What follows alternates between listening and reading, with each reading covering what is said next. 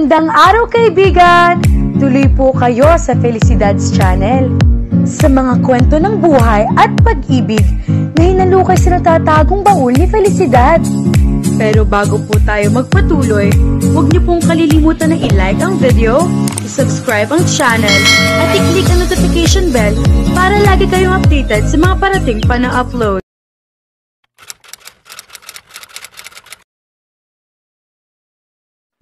Nagising si Freya Del nang biglang bumagsak sa mukha niya ang tila inihagis na unan.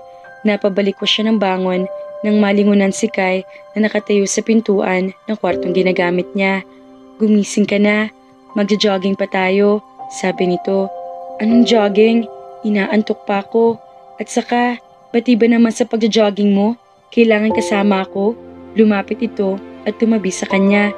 "Syempre, ayoko nawawala ka sa paningin ko. I want to always be close to you." Close? Parang idinuduyan ang pakiramdam niya sa sinabi nitong iyon.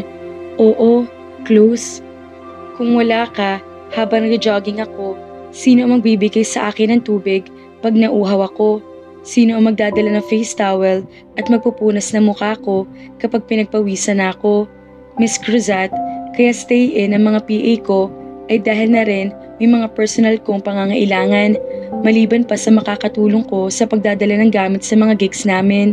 "Ngek, yun naman pala, pero tagapunas ng pawis, tagadala ng tubig, at anong sinasabi nitong makakatulong sa pagdadala ng mga gamit nito sa mga gigs sa banda nito?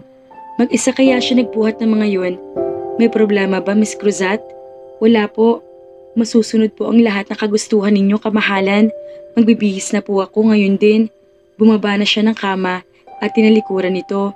"Bilisan mo, maghihintay ako sa baba," bilin pa nito. Hindi na siya sumagot. Sa halip ay binilisan ng pagkilos at nagmamadaling nagtungo sa banyo. Nang makapagbihis ay agad na siyang bumaba para ihanda ang mga kailangan dalhin. Pagkatapos ay lumabas na sila ng bahay. Wala namang kung ano-ano ipinapagawa o iniutos ito sa kanya habang nag-jogging sila. Hindi naman siya nagpupunas ng pawis nito dahil ng pagpawisan nito, hiningi lang nito sa kanya ang tuwalyang ipinahanda nito bago sila umalis. Halos hindi ito nagsasalita at tila nagko-concentrate talaga sa pag-eehersisyo. Lihim niya ang pinagpasalamat ang pagiging tahimik nito dahil hindi rin nag-aalborotong kalooban niya. Ang tanging mairereklamo niya ay napakabilis tumakbo nito. Halos hindi niya ito masabayan. Halatang sanay ito sa pagtakbo. Patunay ang six-pack abs at lean muscles nito. Halos lahat ng mga babae na kakasalubong nila sa village ay napapatingin dito. May narinig pa nga siya nagsabi ng yummy habang sinusundan ng tingin si Kai. Nagtaka siya nang bigla na lamang bumilis ang pagtakbo nito. Hindi na nga yata matatawag na jogging iyon. Sumunod siya rito nang lumiko ito sa isang kanto, pero hindi niya ito nakita. Tumigil siya sa pagtakbo. Maya-maya ay bigla na lang may humilas sa kanya. Napatili siya. "Sino ka? Anong?" Nahimasmasan siya nang malingunan si Kai. "Shh! Huwag kang maingay. Baka mahuli tayo." "Ha? Anong mahuli? Sino manghuhuli sa atin?" May itinuro ito sa kanya. Nakita niya ang isang babaeng tila nagja-jogging din na lumampas sa kinaroroonan nila. Si Reva. Halos pabulong na sabi nito. "Hindi mo ba napapansin kanina pa niya tayo sinusundan?" "Damn it, Miss Cruzat. Kasama sa trabaho mo ang bantayan ako. Isa sa mga stalkers ko ang babaeng iyon." "Bantayan ka? At kailan pa nasama sa trabaho ko ang pagiging bodyguard ko, aber? Isa pa, hindi naman ako inabisuhan na may stalker ka pala na dito mismo sa village ninyo nakatira." Sagot niya. "Kasama sa trabaho mo ang bantayan ako, okay? I'll pay you double for it." Pay her double? Ano bang akala nito sa kanya? Mukhang pera? Oo nga, at kailangan niya ng pera, pero hindi pa naman siya ganoong kadesperada para maging bodyguard at itaya ang buhay niya para dito. "Oh, nakatulala ka na naman sa kagwapuhan ko," nanunudyong sabi nito nang manatili nakatitig siya dito.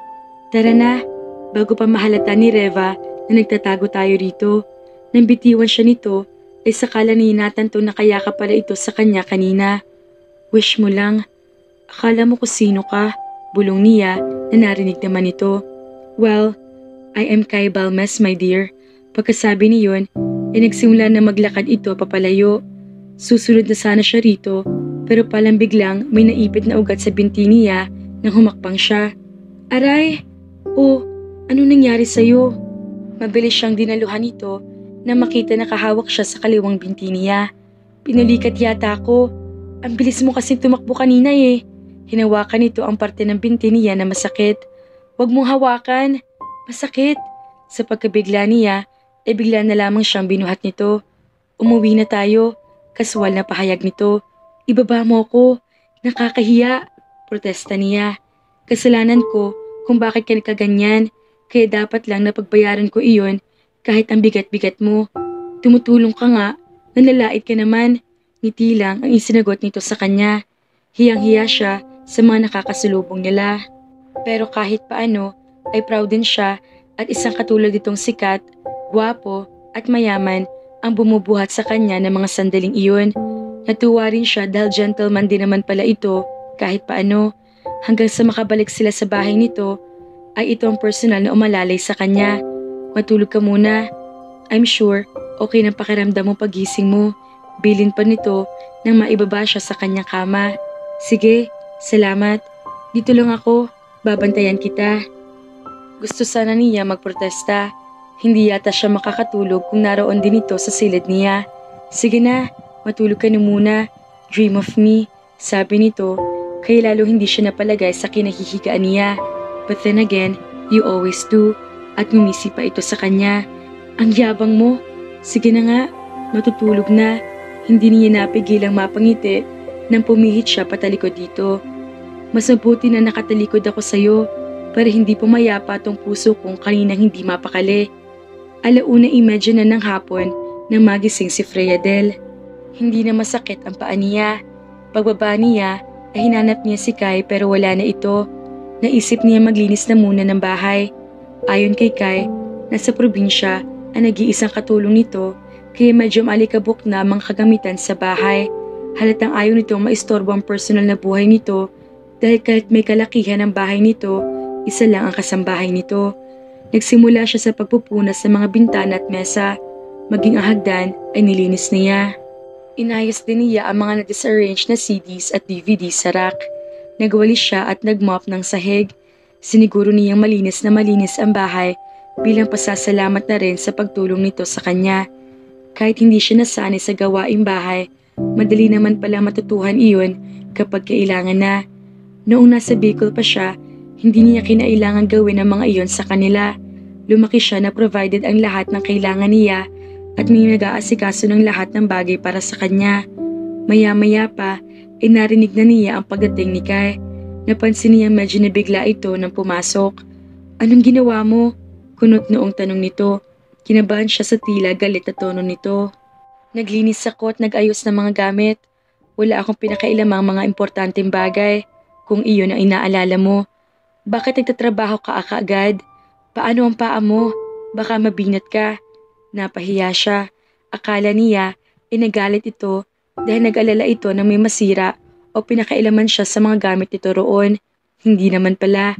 Ang kalagayan niya inaalala nito. Mabinat? Para naman nanganak ako kung makapagsalita ka. Pulikat lang naman po ang natamo ko. Hindi po ako tinurukan ng anesthesia at inoperahan. OA ka rin pala minsan no? Hoy miss, nakatira ka sa bahay ko, kaya kargo ko kung may mangyayari sa'yo. Kunwari ka pa, nag-aalala ka lang talaga sa akin, sabihin mo. Ang yabang mo rin. But on second thought, nag-aalala ako dahil baka sa mga sumunod na araw wala magdala ng mga gamit ko sa gigs at magpupunas ang pawis ko kapag nagja-jogging ako kung may sakit ka pa rin. Ah, ganon? Inirapan niya ito.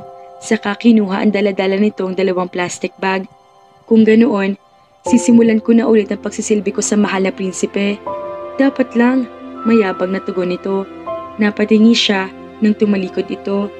Hindi naman pala ito likas sa bugnutin. Marunong din itong ngumiti at makipagbiruan.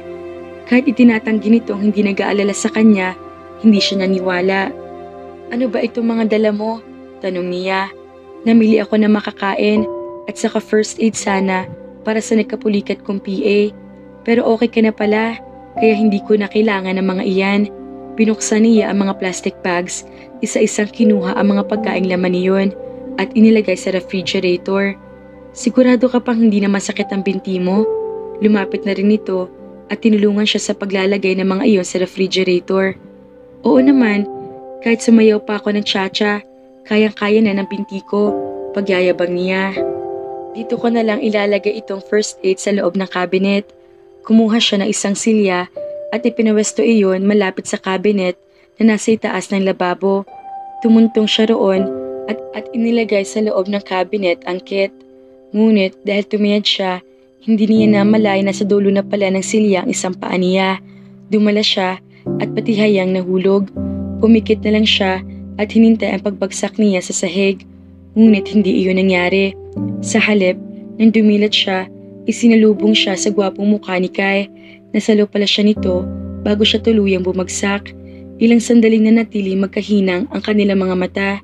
Naamoy na niya ang mabangong hininga nito. Nararamdaman din niyang unti-unting lumalapit ang mukha nito.